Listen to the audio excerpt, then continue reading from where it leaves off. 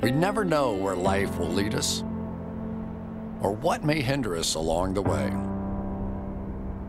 But while every day can feel like one big question mark, it doesn't have to. With the right insights, strategies, and solutions from Western and Southern Financial Group, together we can look ahead to leave the unknown behind.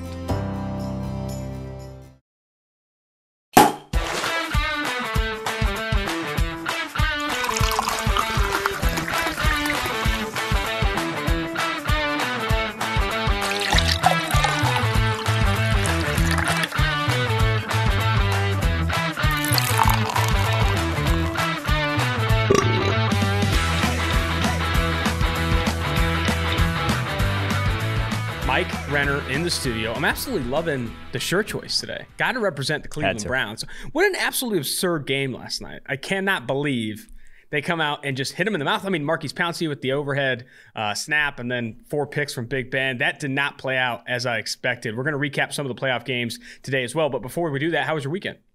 Weekend was good. A lot of grinding over the draft guide. I actually didn't do anything at all. Like, oh, wow. Really just how's the dry January? Doing that. And it was, I mean, that was part of it. So I didn't drink. But yeah, it was a good time. People are clamoring for Coors Edge, the non-alcoholic beverage, to sponsor the podcast. Maybe we will. Speaking of that, I could use it. Fridays, every single week, we're going up to 3 episodes a week now. Every single Friday, we're doing a mailbag episode. The questions that get asked in the Apple Podcast reviews will be answered first. However, they don't show up for like 2 or 3 days after you submit them. So make sure you submit them now. I saw 5 to 10 submitted on January 6th, but I didn't see them before our Friday episode last week. So we're going to add those to this upcoming week's podcast. And if you want to get those in before this week, submit them today in Apple Podcasts when you make your review, or reach out via Twitter DMs, IG DMs, Facebook, MySpace, Snapchat, whatever is easiest for you. We'll find a way to get the mailbag episode on Friday with your questions. We have to start here, Mike. I loved your weekend, dry January, that's great, but there's bigger news afoot. Doug Pederson is out in Philadelphia. They fired Doug Pederson, Super Bowl winning Doug Pederson. What is your initial reaction to this? We found out, 5 minutes ago? Yeah, my initial reaction was shock. Like, I figured that, after the whole Week 17 thing, it was a forward thinking. It looked like it was doing it because him and the front office were on the same page of, trying to move forward and trying to build more through the draft. And the guy won a Super Bowl with Nick Foles, like just a few years ago. He is pretty much by like any measure a good offensive coach in the NFL. No, there's not a lot of people that would tell you that he is not. Yet, after one down season because his franchise quarterback went in the tank about as hard as I've seen any quarterback go in the tank recently, he gets the axe. There's probably something more to it behind the scenes, but this is like, one, he's going to land immediately on his feet. He immediately becomes one of the top options, if not the top option for teams around the NFL in need of a head coach. And two, Eagles' job is not attractive right now. You are tied to Carson Wentz on a terrible contract. You have a roster where all your best players pretty much at this point are over 30, are aging. Lane Johnson, Brandon Graham, Fletcher Cox. Your cornerstone pieces are not getting any better. I don't know where they go from here. Like, keeping Doug Pederson was your best bet to turning things around, in my opinion. They're linked to maybe Mike Kafka now, is the report from Ian Rappaport, the Chiefs quarterback coach, which was the guy also under Doug Pederson when he was with the Chiefs. So I don't know where you go from here, but this is not where if I'm an Eagles fan, I do not like this direction. What it says right now is that they're not ready to compete in the near future, right? I mean, Doug Pederson and this current roster is not going to get that much. I mean, Doug Pederson, if he was kept, the current roster wasn't going to get that much better in 2021 due to the Carson Wentz situation. And like you said, all of their best players being over 30. Like, it's a tough situation for him. I think the stuff that you spoke to about things maybe being behind the scenes, how much did Doug Pederson want to stay in Philadelphia? That could also be a major I honestly don't think it would have been out of of the question with how things have kind of rolled out, him benching Jalen Hurts in that game. Like, if Doug Pederson wanted to maybe move on. Because I agree with you in that this is the worst head coaching vacancy in the NFL right now in terms of situation. Like, going into this Eagles situation, you are not in a good place to turn things around quickly and push for a postseason berth in 2021. Yeah, I 100% agree. Like this, I could very much see this being an offseason for the Eagles where it's like a fire sale. Like they're getting rid of the guys that kind of just mentioned, Fletcher Cox, Brandon Graham. Like they could be major sellers, stripping down that roster.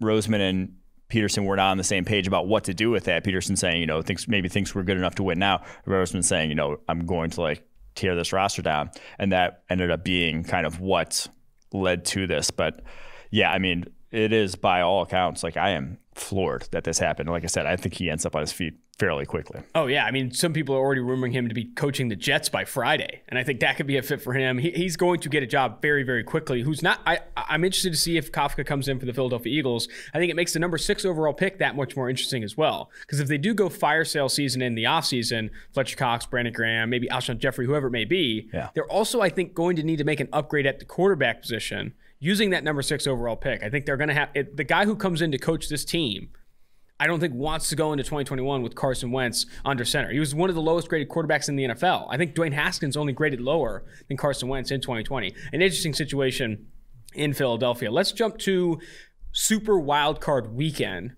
Give me some of your biggest takeaways from the weekend, how it's maybe going to impact this offseason.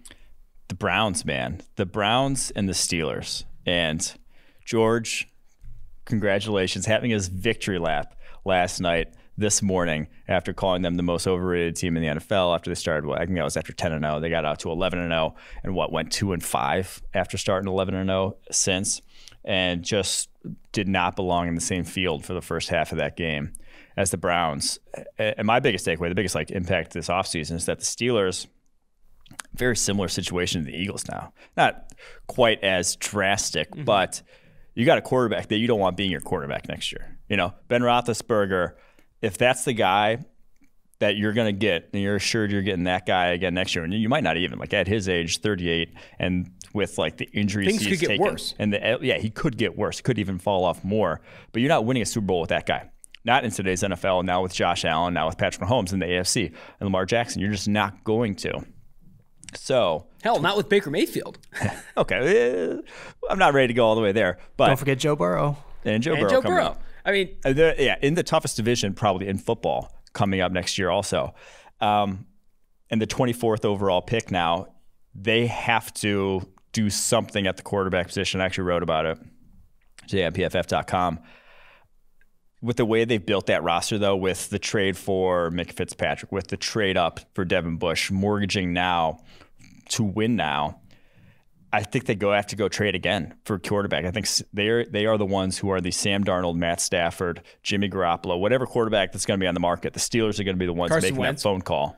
Not Carson Wentz. I wouldn't go that far. Don't go that far. But I think the Steelers are the team that should be making that phone call, because I think you just have to anyone watching has to realize the Steelers this year realizes that they're not going to win a Super Bowl with Ben Roethlisberger right now the way he was playing. I mean, 3 of the teams that lost in Super Wildcard Weekend, I think, have to get overly aggressive at upgrading the quarterback position in the offseason. The football team, the Chicago Bears, and the Pittsburgh Steelers. And they can't do it via the draft because of draft positioning. I think they are going to be the ones who are on the phone looking to get after a Jimmy Garoppolo. Maybe Derek Carr is on the market. Sam Darnold makes sense. Matthew Stafford. You're going to have to chase a veteran piece here because you're simply not going to get it done. Maybe even the Indianapolis Colts. Phillip Rivers is going to be a free agent following this season. He could return to the Indianapolis Colts. I think he ranks inside the top 10 on PFF's latest free agency rankings for 2021. But those are 4 teams right there that need to look to 2021 to make aggressive upgrades at the quarterback position. Maybe the Colts in this case bring back Phillip Rivers. The most interesting one there to me, and then I think if I were to choose one of those who should probably go draft a quarterback, I think it's the football team. Because you got the Bears, you just look at the overall situations of the Bears and the Steelers and how much money they've laid out to veterans. They don't have space and stuff to do. The Washington football team, the amount of good players, the blue chip players on that roster are on their rookie contracts. They have this sort of you have a window then that can expand longer into the future. And I think they don't need to trade a first rounder for Matt Stafford right now. That's not going to necessarily put you over the edge. If you can move up into a situation where you get a Trey Lance on that roster or someone like that, if they can trade up from 19, I believe they're at, or is it 18? 19 or 18? I think it's 19, all the way up to number 8, number 9, something like that, and get a guy like that and get one of those quarterbacks, I think they're the team that probably should make a move like that.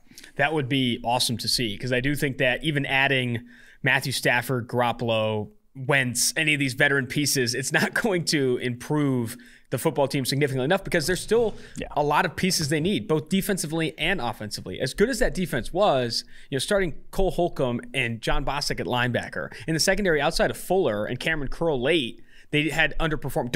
Ronald Darby out there, or not Darby, sorry, Darby. Ronald Darby starting at outside corner. It's wild to think about, though, of the 6 wildcard teams that did lose, 4 of them I do think need to get aggressive upgrading the quarterback position. And then you have the Seattle Seahawks, who in weeks 1 through 8, Russell Wilson was an MVP candidate. And then the 8 weeks after that really fell off the wheels, ranked outside the top 20 in PFF grade. And for the Tennessee Titans, I think they got hit in the mouth. Derrick Henry, the MVP, 2,000-yard rusher, wasn't enough. I mean, he averaged under 2 yards per carry in that game. And when you're going against the Baltimore Ravens defense playing that well up front, and Arthur Smith continuing to try and establish the run, chase that magic number, 24 carries or whatever it was, you're not going to win a ton of football games. That's why I talked to Eric Eager recently, and I know we're kind of derailing from the conversation a bit, but he compared Arthur Smith to Brian Daboll, 2 offensive coordinators that have helped young quarterbacks exceed expectations in a lot of ways. Brian Daboll, from a play calling perspective. Tannehill, not quite that young. But yeah. Not that young. Fair enough. Both quarterbacks have exceeded expectations. Brian Daboll is a very creative play caller and does not run the football on early downs and makes good decisions on early downs. Arthur Smith, while he has been creative as a play caller and gotten the best out of Ryan Tannehill, still is very much committed to running the football, establishing the run, imposing his will. And I think that's a reason, if I had to compare the two, I'd be leaning Daboll as a coaching candidate, because that part of the game matters. Picking up Eric Eager, the data scientist here at PFF, calls them easy wins, like free wins as a coach and as a play caller and decision maker on the sidelines. And throwing the football at a high rate on early downs, going forward in high leverage situations on 4th down, time management, all those things. Pre-snap motion is another free win in the analytics, when you're looking at the analytics. I think Arthur Smith, a little bit concerning in this matchup, because I don't think you need to chase any magic number against Baltimore Ravens. You need to score points if you're going to beat Lamar Jackson. Well, and you need to go for it on 4th and 2 from the opponent's 42? Yeah, that's a concern. That's more Vrabel, though. Yeah, but that was still the Titans. The amount of teams that played not to lose, the Colts got a lot of shit for trying to play to win, and they lost because they went for a 4th-3. But as 7-point dogs. But they were not favored to win. They were on the road. The Titans played the opposite and didn't catch a lot of shit. The Bears played the opposite by not even trying to attempt a 2-minute drill against the Saints and lost. Both ways have their downfalls, I'll say, but you only get the criticism when you go and be aggressive on it. But playing not to lose cost the Titans and the Bears a chance to win those games. Absolutely. And the Steelers. Steelers punted early in that football game as well. Well, I mean, they had their other fair share of mistakes. No, there's other fair share of mistakes, but there were 2 Mike Tomlin punts where you're like, what is going on? Yeah. And I think you can't play. And I think I saw in the postgame presser, it brings up trust your defense. If you trust your defense, why don't you go for it and trust them to stop them 40, 50 yards from the goal line? Yeah. If you trust your defense, I don't like that this. I think teams and coaches are overvaluing trust in their defense and field position. You can go win those football games when you have those high leverage short downs. All right. Off of the postseason recap, Super Wildcard Weekend, have a ton of really interesting matchups coming up. I'm excited to preview some of those in later episodes this week. Bills-Ravens is going to be an absolute treat.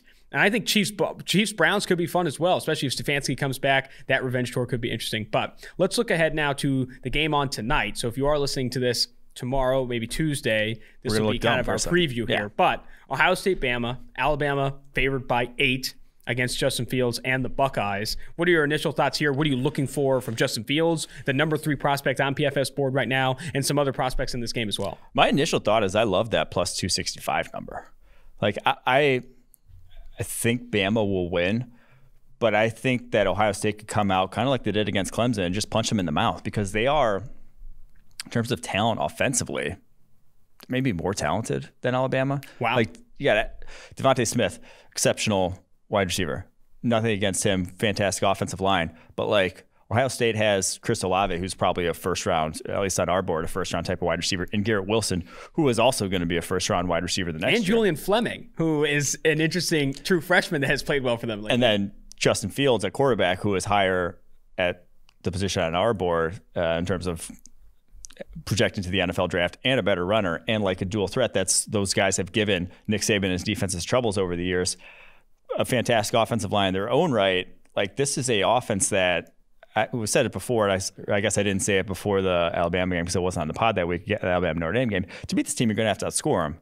Notre Dame didn't have that. It was never going to have a chance. Alabama can outscore Ohio State.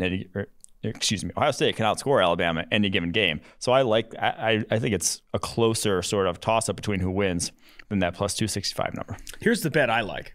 It's a teaser. And for those who don't bet avidly, a teaser is when you lay 6 points to the bet you like in 2 different spots. And then the book will normally give you minus 110 or near even odds. Mm-hmm. So what I'm going to do for this 8-point spread is I'm going to tease, or it's 8.5 in some spots as well. I'm going to tease Ohio State to plus 14.5 and then tease the total down to 69 from 75 and root for the over and Ohio State, the dogs, to cover 14.5 in 2 teaser legs there. The reason I like that is, one, I like Ohio State to cover 14.5. And I think rooting for the dog tonight is going to be a great time. And anytime you're watching the college football playoff, slinging a few beers back, having a good time. Not me. You want to be rooting for the over, not you in dry January. You want to be rooting for the over. And over 75 is rich. You don't ever want to be rooting for an under. It's true. You look like a huge asshole. If you're with people. Yes. By yourself, you can selfishly. So let's go Ohio State plus 14.5.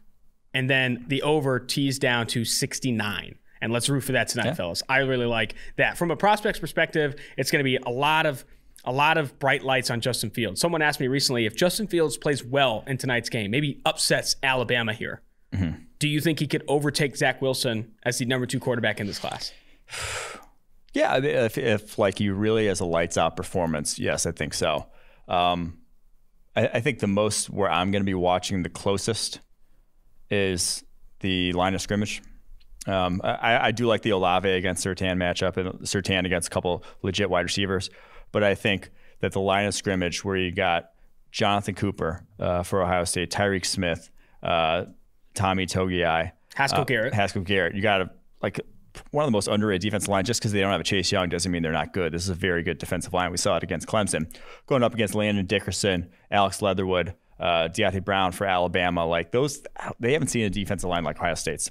They've seen some good individual players, but I think this is going to be the toughest defensive line, probably better than Georgia's, that they've seen all year. Is Landon Dickerson suiting up in this game? I know he was battling an injury. Oh, is he not? Let's see. Yeah, I think he's out in this game. I think he's still battling back from an injury. He had surgery recently. But the other guard to watch in this game, have you seen this monster that plays left guard, Deontay Brown, redshirt senior for Alabama? Yeah. He's 6'3", 360 pounds. The dude is an absolute unit. Fun to watch is what I'll give him the tag there. I think he's one of the prospects that Dane Brugler highlighted in his piece for The Athletic that he's watching tonight. He's going to be a treat to watch because he's just a huge human being. But the teaser, plus 14.5, total down to 69. You like the money line at plus 245. I think it's going to be prospects galore. Chris Olave, Justin Fields, Wyatt Davis, Christian Barmore, by the way, have to bring this story up. So Tommy Kramer's dad, I think Tommy Kramer is from Cincinnati, the interior offensive lineman for Notre Dame. Tommy Kramer's dad runs into PFF_Anthony Trash, who's been on the podcast before, at the YMCA all the time. And he always talks about PFF and Kramer and how he's playing and all that stuff. Tommy Kramer's dad said that all 5 of the Notre Dame offensive linemen said the best player they faced this season was Christian Barmore of Alabama. And they added that of Alabama's defense talks shit more than anybody in the league, anybody in college football. The only guy that didn't, Christian Barmore, which is interesting. I think a very, very interesting. He was also a baller as a basketball player. I'm doing the backgrounds and looking at some background information like recruiting status and high school career and stuff like that for the NFL draft guide that comes out on the 25th of January. Christian Barmore apparently was like a legit baller as a basketball player in high school. So I like to throw up those highlights at one point. He is GT1 I feel like pretty easily in this class. Not a good class, but I think he is pretty much easily. Wrap that one up. One more headline here before we jump into the top 100 big board. The rumor is that there's not going to be a 2021 NFL scouting combine. That and that we'll add to this as well. We can react to both of these things. The Miami Dolphins and the Carolina Panthers will be coaching the 2021 Reese's Senior Bowl, which is still going on despite the combine potentially being postponed or not even held altogether. That's Senior Bowl going on, and like they will also have the Hula Bowl and the Gridiron Showcase going on, which that's necessary. That's a big part of the evaluation for a lot of those guys, so especially like some of the smaller school guys getting invited there. Combine and probably no pro days again this year. You're probably going to get, you're going to Cameron Dancer's 4.22. Yeah, you're going to get Cameron phone. Dancer tweeting out a video that shows him running a 4.2. You're going to get a lot of guys running 4.3s this year at their own pro days. Man. That's what's going to happen. It, honestly. But I think the combine, I'm really going to miss the combine. That to me is what the NFL draft is all about.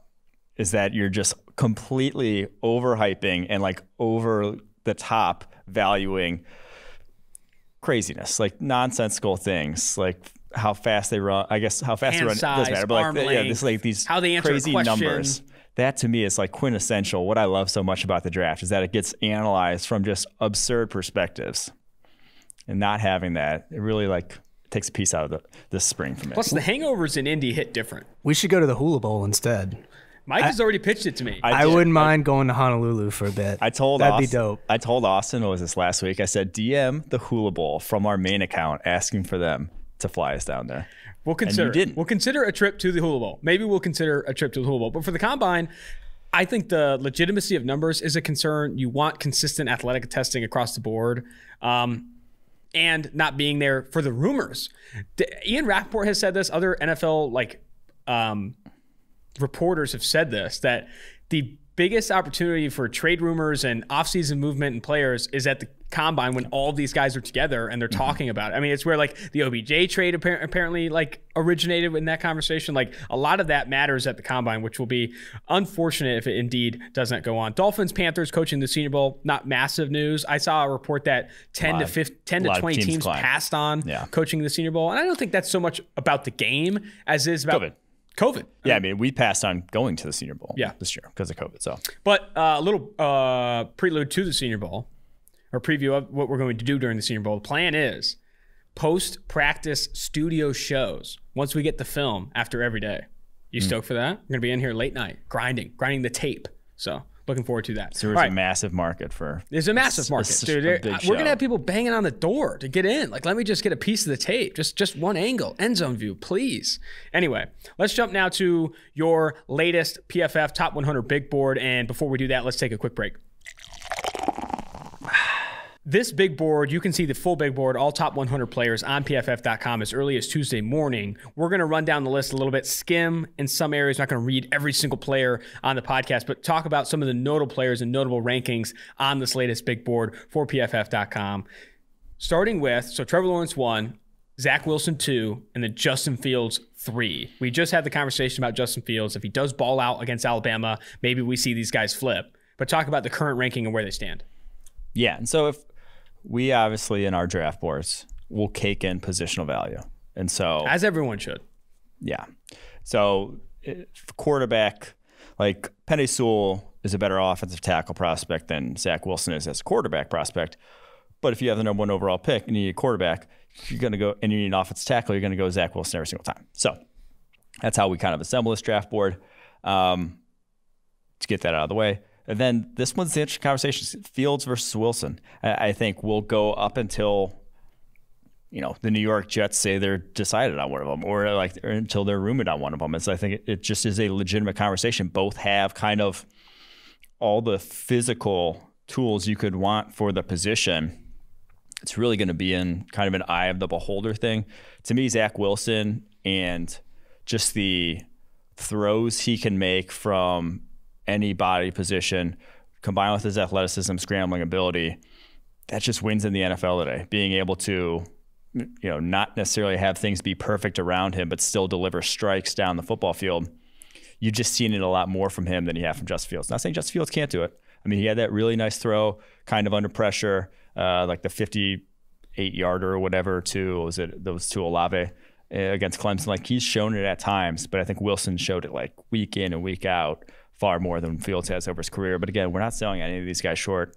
if we put a quarterback like at the top of our draft board, we think he's worthy of the #1 overall pick. Any of those three guys would be like worthy of the #1 overall pick. Two things here. One, Zach Wilson, when you speak to like how consistently he shows that arm talent on tape, I mean, he led all college football in those throws from the opposite hash outside the numbers and had a ton of success, a high PFF grade on that, higher than what Joe Burrow put out, higher than a lot of quarterbacks in this class. And then two, I think with the quarterback conversation, I don't think it is as simple as Zach Wilson versus Justin Fields, who's the better one, will take him. I do think situation matters. Jordan Palmer has talked about this. We've talked about this a ton. Who of these two do you think you can build a winning offense around more quickly? Because with Lamar Jackson, it was, we'll bring him in and change everything, and we can find ways to win with him. Josh Allen, they've changed a lot about that offense with Brian Daboll, added different pieces to win with him. I do think as an offense and as a front office, you say, okay, who are we in a position to run the best offense with and win with right now? And if it is a more mobile quarterback that will probably run the football more in the NFL, it'll be Justin Fields. If it's a mobile, big-armed, arm talent city quarterback like Zach Wilson, then you take him. I do think that how you want to run your offense matters in this conversation when the Jets are picking at 2, Dolphins at 3, and then Falcons there at 4, potentially considering a quarterback as well. And I think the interesting thing with Wilson is he already has a hose. Like he has throws like 65 yards down the field through the air on his tape already.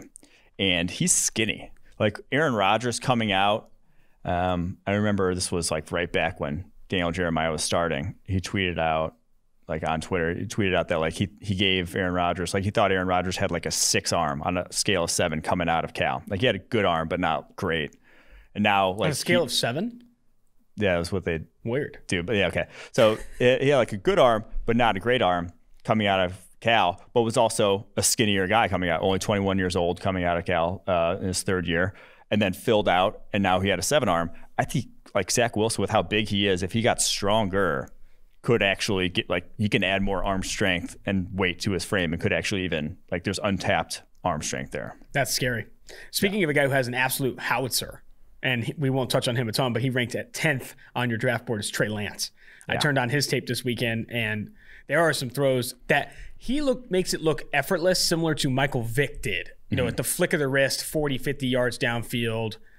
He never looks like he's laboring. It's like the complete opposite of what Phillip Rivers does these days on like 20-yard throws. This guy like is legitimately effortlessly putting the ball downfield with ease. He's also a bigger dude.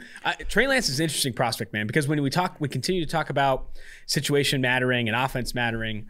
Like Trey Lance is a guy that I think a lot of offense coordinators, a lot of teams could build winning offenses around. Like Trey Lance isn't the second or third best quarterback prospect in this class, but I still think should be considered a top 5, top 10 pick because of the value he brings to an offense as a potential centerpiece. And Lance is a good example of kind of what I was talking about with that Zach Wilson filling out. He showed up as a 2-star recruit to North Dakota State at 190 pounds. He is now 230 pounds, completely remade his body, and has a hose that would never have been a 2-star recruit if he was physically developed like that coming out of high school. So that, like, he's still obviously a toolsy prospect. That's not a finished product that you're drafting because of those, that skill set. But I do think he's kind of the reason why you draft. He's going to get helped by guys who have had success in that mold in recent years. The only offers Trey Lance had coming out of Marshall High School, Minnesota's Marshall High School in 2018, were Western Michigan, South Dakota State, Northern Illinois, Cornell, Brown, Boise State, and then obviously North Dakota State. Only had 1,400 passing yards and 14 touchdowns as a quarterback at Marshall in the year prior, and also played safety for that team, 3-year starter for Trey Lance. All right, let's look more at this big board here. You have right now, and I agree with it wholeheartedly, you're going to get some flack for it, but I agree with it wholeheartedly, Jalen Waddle at 7, and then Devontae Smith, the Heisman winner. First receiver to do it since, can't remember his name now. Desmond Howard. Desmond Howard, yep. Devontae Smith at 8. Explain to me, why Waddle over Smith? It's like one spot, but... It does, yeah, that's a good point. They're both top 8 players on the board, 7 and 8. And talk about, you better know what you want to do with these guys. You're not doing the same things you do with Waddle as you do with Devontae Smith. Yeah. They're different players. They offer different skill sets pretty wildly. That level, the level of speed, agility that Waddle brings to the table wins immediately at the NFL level. Like that immediately brings something to the table that it's almost like a high floor then at that point. that you just know he's going to threaten defenses with that speed. You know there's certain things you can do with him that you can't do with other wide receivers that run 4.5s. And so I just feel more comfortable about that. And he's got damn good ball skills too. That catch he made against Missouri in their first game was ridiculous. He's shown those all over his tape. His contested catch rate over the course of his career has been very good, even though he's 185 pounds. So Jalen Waddle, if he doesn't get hurt, I don't think this is a controversial opinion whatsoever. You know, what's interesting about Waddle is I tweeted out about his size, 5'10", 180. Talked about how maybe that might be a concern, just 180 pounds, similar to Devontae Smith, who's way thinner because he's 6'2", 175, 172 in some spots, depending on where you're seeing that weight listed. And then Footwork King, I don't know if you know who that is. You follow him on Twitter. But the NFL has recently taken to what he's done. He works with a ton of receivers in the NFL. Immediately DM'd me and said, not going to be a concern. They asked CeeDee Lamb to play at 190. And he's 6'1". They asked Odell to play at 198, Mecole Hardman to play at 185. I don't think it's going to be as big of a concern as maybe some others made it, even including myself. And I think that context, is important. It's very similar to... Mecole Hardman's not going to help your case there, but yeah. What'd you say? Mecole Hardman's not really helping your case true. Here, that's true. But I'm saying what NFL teams are asking him to play at, I think is interesting. Yeah. He's not going to... It's a similar conversation with the linebackers. I remember, 2 or 3 years ago, it was he's barely scratching 230. He's not 240. Dude, they asked Darius Leonard to play at 215. Yeah. They ask other linebackers to play even lighter, which I think is obviously super interesting. Jalen Waddle over Devontae Smith right now. Exciting stuff. I really like it. And then Jamar Chase obviously wide receiver one, though, still. What is your opinion on Devontae Smith and the Marvin Harrison Sr. comps? I always push back against copping to someone at that level. You better be pretty damn sure about that guy if you're going to throw out that comp. But in terms of who he most resembles physically, that you would say that guy won at the NFL level, so it's not impossible. Yeah, Marvin Harrison would be the guy that you would point to and say, hey, he won as a just string bean of a wide receiver because he did everything else extremely well. So I also think the game has changed since then. To more favor receivers like that also, I'd say. Yeah. So another receiver that's been brought up with Devontae Smith is Isaac Bruce, who I think at the combine weighed in close to 175 pounds in a similar build. So there are some receivers that have done it. It's few and far between, but there are some receivers that Devontae Smith's build. And I think the only reason you haven't seen it since is because weight programs have gotten better. True. True. It's hard to be that small. It's almost the only red flag is why hasn't he put on more muscle? Yeah. It's not impossible. I think modern weightlifting science will tell you that pretty much every single person can get strong. You can get stronger than 175 at his height. So true. But yeah. All right, moving forward here, another notable on this big board is you have Rashawn Slater coming up to 12, the Northwestern offensive tackle. Wears number 70. Played left tackle in 2019, I think, and in 2018. Opted out of the 2020 season. And honestly, turning on the tape with Rashawn Slater in 2019, I pulled this stat before we jumped on the podcast. Going against Kenny Willekes, Zach Bond, Chase Young, and A.J. Epinesa, 4 of the better edge defenders in the Big Ten in 2019. He allowed 2 pressures, one to Zach Bond and one to A.J. Epinesa. His feet are absolutely absurd. He might not have the arm length that's desirable at the position, but he's very athletic, very quick with his feet. And from a technical standpoint, you don't win that often as a pass protector against that level of competition unless you're doing something right from a technical standpoint. And you see that on tape as well. Yeah, I rail against it all the time, and I fell for it myself. I said, I rail against highlight reel scouting. You don't see a lot of highlights from Rashawn Slater. There's not a lot of blocks where you're damn, that was... You don't see pancakes on his tape. You won't see blocks you're like, wow, what was that? But you also will not see him lose much of ever. He got overpowered a few times, I feel like, at offensive tackle. I evaluated him as a guard because he is 6'3", 310. That is not a lot of offensive tackles in the NFL playing that, but his feet really are. I think you mentioned what he can do in terms of mirroring edge rushers is special, and that is 90%, maybe if not more, of playing offensive tackle in the NFL is positioning, maintaining balance, your relative position to the guy you're blocking.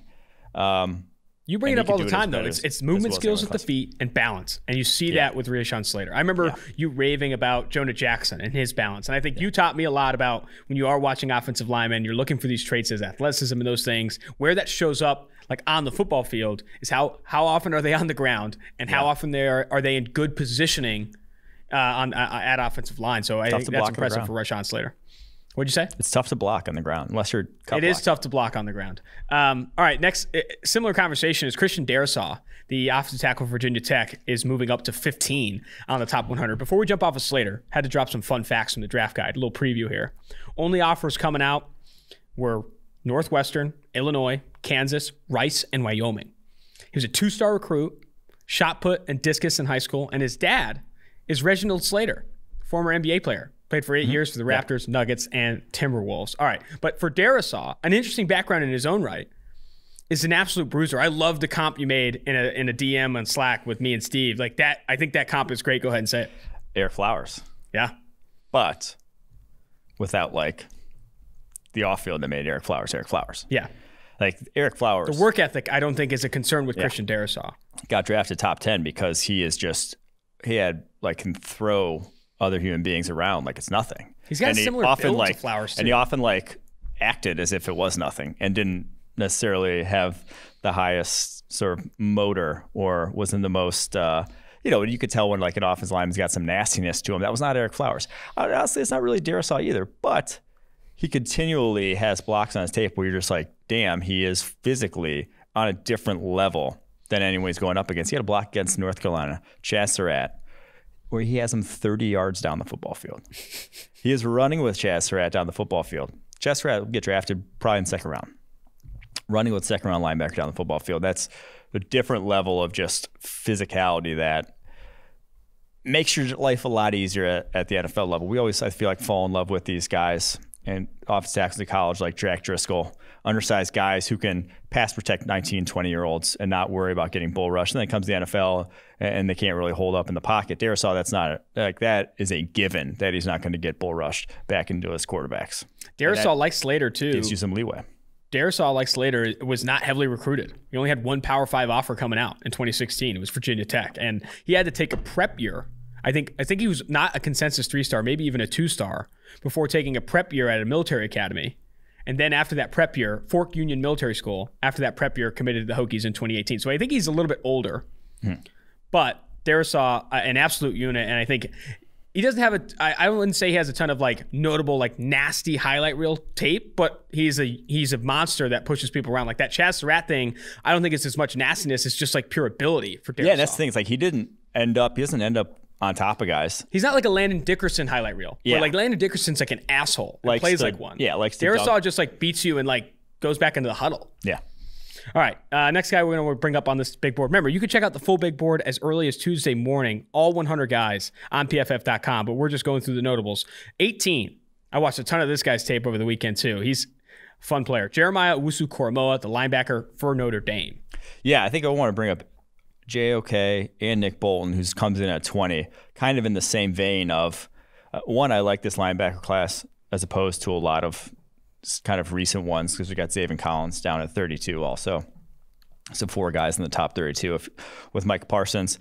And they're kind of a pick your poison in terms of those 3, Jeremiah Owusu-Koramoah, Nick Bolton, and Zaven Collins in terms of I could see depending on the scheme you run and the role you want at the linebacker position, you could have either of those 3 guys tops on your board. Being the most productive after too. Parsons, obviously. Being your number 2 linebacker, because Bolton's you love Bolton for just his fact that you can plug him in between the tackles and pretty much ask him to do anything, and he'll be good at it. Like I think he'll just be solid across the board. Jeremiah Owusu-Koramoah has special coverage ability, and we talked about Darius Leonard playing at 215. He's 250 pounds. I'm not too worried about it. And then Zaven Collins is this just hulking off-ball blitzer, do whatever, take on blocks in the run game. Maybe not the greatest coverage linebacker, but you can get away with him there.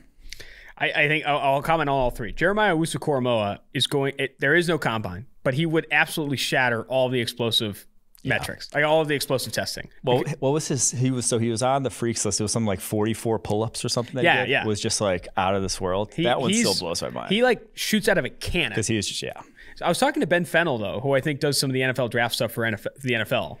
Yeah. He was saying he likes him at safety. And I can kind of see it. I can kind of see him playing like a box safety role in the NFL where he's like a box slot type. Because like purely in between the tackles, like a Nick Bolton role, what he's going to play in the NFL, I don't think is the best fit for Jeremiah Owusu-Koramoah. I think he's better serving as that outside linebacker type that like works the slot a lot more and those things. Oh no, he was perfect in that role, and I would try to get him. Like I said, it depends on the role you're projecting these guys to. I would try to get him in that as much as humanly possible. But like, if you're calling him a safety and you're a team that plays, versatile safeties where you're moving your safeties around and he's going to have to play deep, I think you're ruining him. His best attribute is just his short area quickness and the way he can explode to ball carriers into blocks around the line of scrimmage. If you're going to be using him as a deep safety, you're just not going to get that. So I don't. For Nick Bolton, I think what I was most impressed with, one, the dude hits every single guy he comes in his path with like absolute ferocity. Oh, yeah. There's like, I was counting the amount of times he hit the quarterback kind of late and just buried him into the turf and didn't get called for it from a penalty. Like he didn't get penalized for it. Like I don't think he's going to get away with that in the NFL. He also has that hit, I think, against Arkansas. Or maybe Arkansas, where he gets ejected, but that was absolute trash call for Nick Bolton. He hits hard. But the other thing too is if you're a defensive player, linebacker, safety, and you don't have one targeting on your, this is gonna sound bad. If you don't have one targeting in your career, you're probably not like getting after it enough. There you go. I'll take it. That's gonna sound bad. That might come back to bite you. But with the other thing I noticed about Nick Bolton, he's like 6 foot 230, boxy frame, built like a cinder block in a lot of ways, but he's not stiff. He moves sideline to sideline really, really well. Lateral agility is like it's not freaking absurd, but I don't think it's a concern like maybe you would expect with a guy of his frame. And then for Zaven Collins, monster.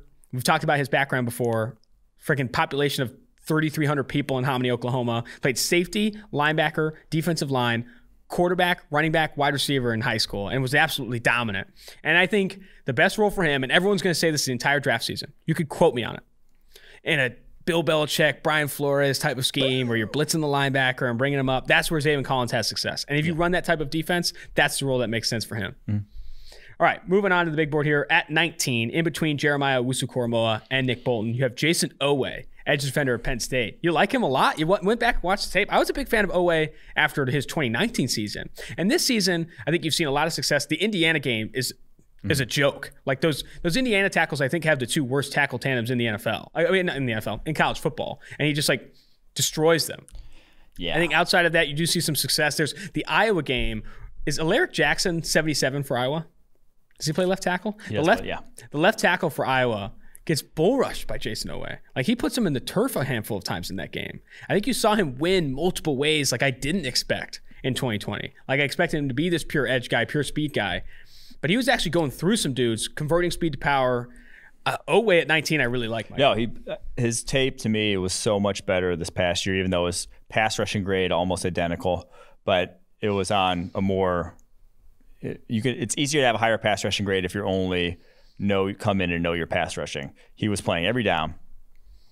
Had to worry about the run game when he came in, and he had an 89.8 run defense grade, which to me was really where you saw the light switch turn on for him this year. Is just the way he attacked blocks was so much more, and even that like limited amount of improvement is very encouraging because this guy is physically different than anyone else in this draft class. We said he runs in the 4.3s at 250 plus pounds, is 5% body fat or whatever at 250 pounds. Just a different animal than like maybe the NFL's ever seen in terms of physically what he can do. Like he is just that level of outlier that he's been playing football for 5 years now, even though he's 22. Yeah, he turns 23 this year. He is a little old. He is a little on the older side. I don't know how that happened because this is only his third year. He was a part of the 2018 recruiting class, but he was just old. Like he was born in December. Like he was Calvin Ridley, basically. December 1998, something along those lines. Coming out.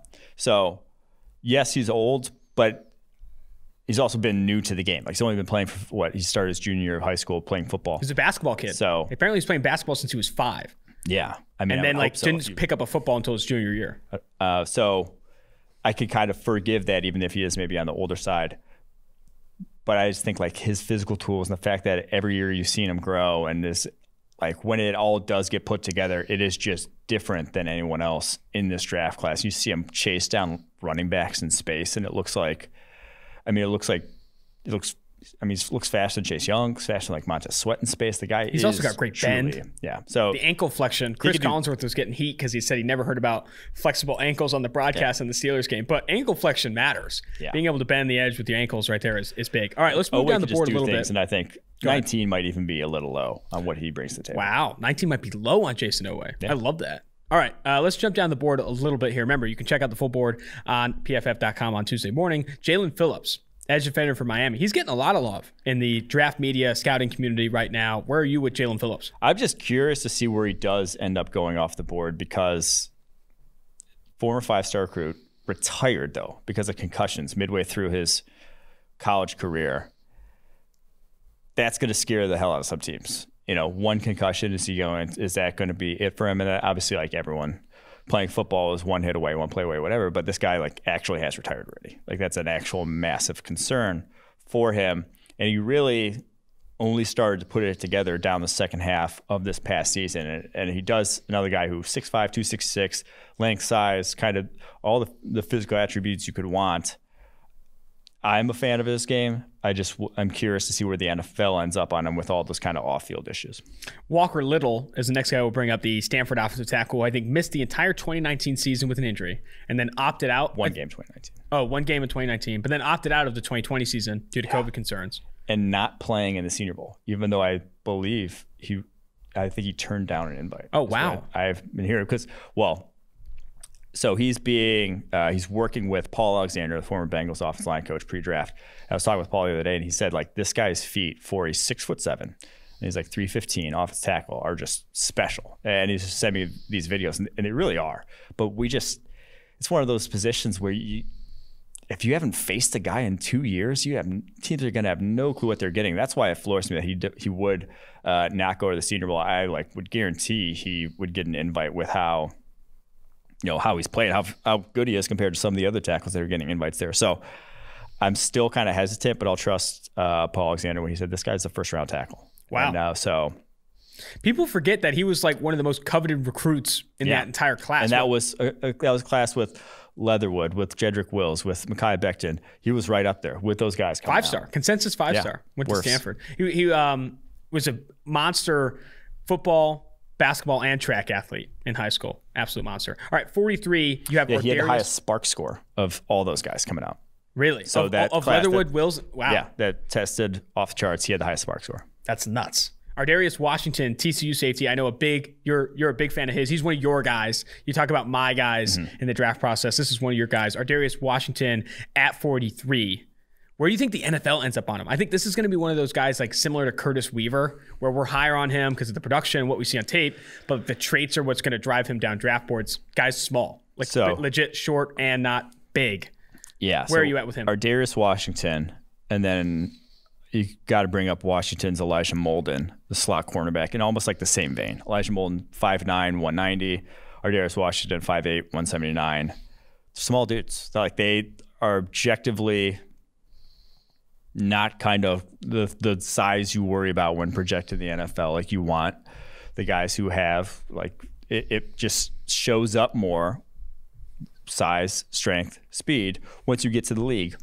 But I think those guys are good enough at football and they see the game at a high enough level and they play a physical brand of football despite their size that I'm going to bet on both those guys to be productive NFL players. Maybe not necessarily pure safeties.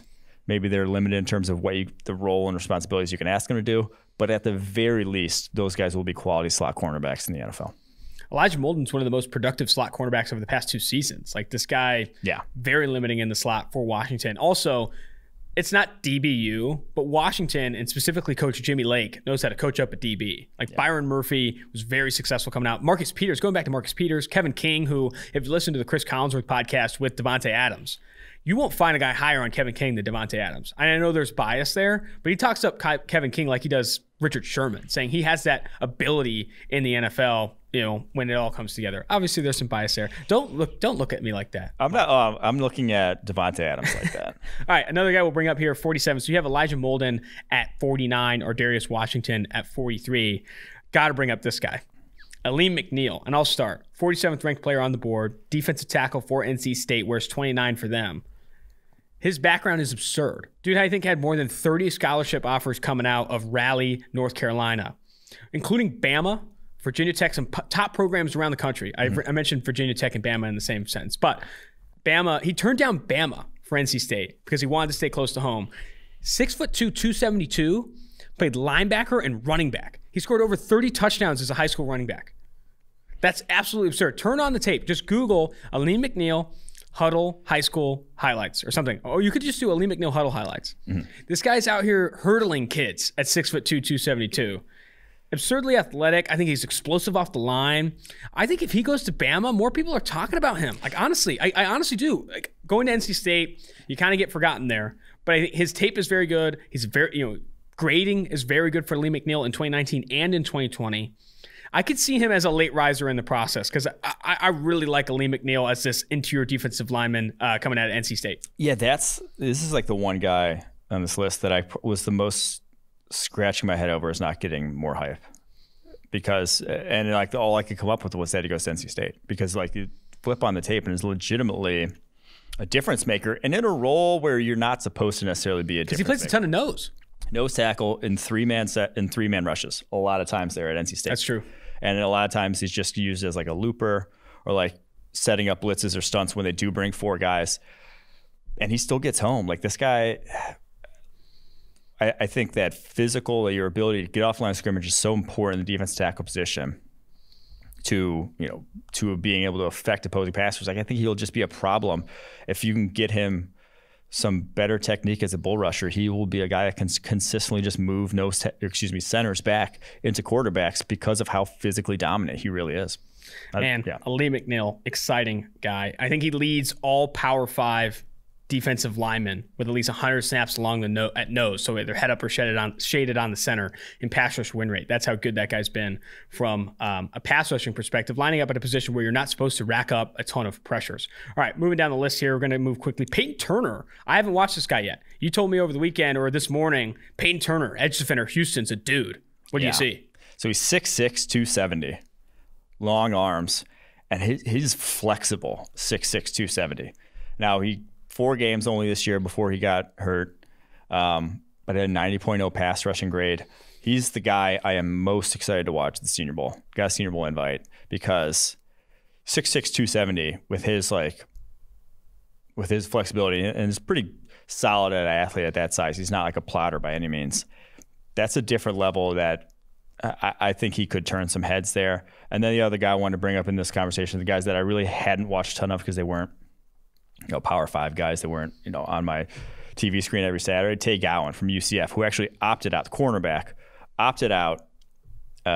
He comes at 69 on the board, opted out this past year, declared for the draft. I think he was a JUCO guy, only 1 year at UCF, but he's 6'2", 185, and he probably is going to run, I'd say low 4.4s. Like he has legit makeup speed. You just never saw him get stacked deep. In the game I watched that I was like really open my eyes was when he went up against Simi Fehoko for Stanford, a guy who made the freaks list, runs like a 4.3 something, and is like 225 pounds. It's like 6'5", right? Yeah. I mean, Simi Fehoko runs a 4.3, is 6'5", and like what, 215, 220 pounds. Like, and guy's a monster. Gowan was in his hip pocket down the football field anytime he went deep. So that one I was like, okay, this guy's got a little something different that, if you're 69th on the board, that's around the third round, that's when you take chances on guys like that. 2 more names you want to bring up on the big board here before we dip. 2 highly regarded recruits ranking outside the top 90 on this board here. You have Dylan Moses at 96, and then Trey Smith of Tennessee, the interior offensive lineman for Tennessee, at 98. And to remind everyone, Tay Gowan, 69th on PFF's board, and then Peyton Turner, the Houston edge defender, at 55. Talk to me about Dylan Moses and Trey Smith and their current ranking. Yeah, these are 2 guys. So if you flash back to what would it be? 2018 maybe. Flashback to 2018 season. Probably every pre-draft mock had these guys in the first round for the 2019 NFL draft. Yeah. Everyone was saying that. Obviously, then, am I getting those years wrong? No, flashback to 2019. Yeah. Every pre-draft mock would have for the first round in 2020. Dylan Moses gets hurt. Trey Smith has the off-field issues, and then they come back, and they're just not like Trey Smith. You were always kind of hoping for that next step. You were always hoping for the consistency to match the fact that he's, physically this ox of an interior offensive lineman that can throw people around.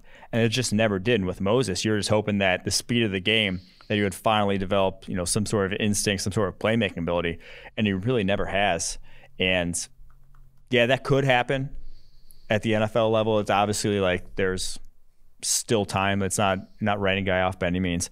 But after 4 years of college, if that hasn't been the case, you just get a little wary of a guy. And that's why they're, third round, fourth round type values on the board now. Interesting stuff. That's the top 100 big board. Some of the notables there. One we didn't bring up, I just kind of leave it on this. Shaun Wade plummeted down into the 70s after, what has been a really rough season for the guy. We talked about him at length, but that's another big faller. To check out the full big board, go to pff.com on Tuesday. It'll be live 95. Until next time, thing to remind everyone, if you want on the mailbag episode, which we record on Thursdays, comes out that night or Friday morning, if you want your question answered first, go to Apple Podcasts, rate and review the podcast. If you want to get your question answered but don't have opportunity to subscribe and rate and review, DM us on Twitter, reply to a tweet on Twitter. We'll get those questions in, don't you worry, on the Thursday episode. Until next time, the final college football game plays tonight, Mike. Until next time, it's the end of the college football season, and it's time for draft season. Austin Gayle, Mike Renner, 2-for-1 Drafts.